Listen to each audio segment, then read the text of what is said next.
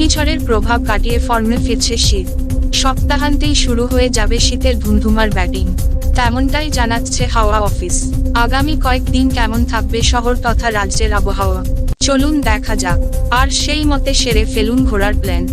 সকাল থেকেই রোদ ঝলমলে আকাশ।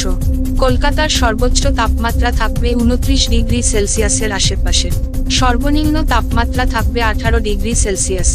বাতাসে আর্দ্রতার পরিমাণ থাকবে 39%। বাতাসের গতি থাকবে ঘন্টায় 39 কিলোমিটার। মহানগরীর সর্বনিম্ন এবং সর্বোচ্চ তাপমাত্রা থাকবে যথাক্রমে 18 ডিগ্রি সেলসিয়াস এবং 29 ডিগ্রি সেলসিয়াস। আগামীকাল বাতাসে আর্দ্রতার থাকবে প্রায় 25%।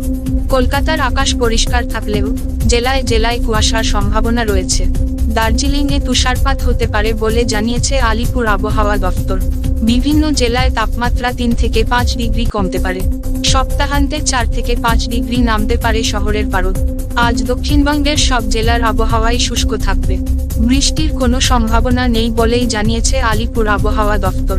পরবর্তী 3 দিনে রাজ্যের প্রায় প্রতিটি জেলারই তাপমাত্রা কমবে। বেশ ভালোভাবেই মালুম হবে শীতের কামড়। ব্যুরো রিপোর্ট, জেলার বার্তা।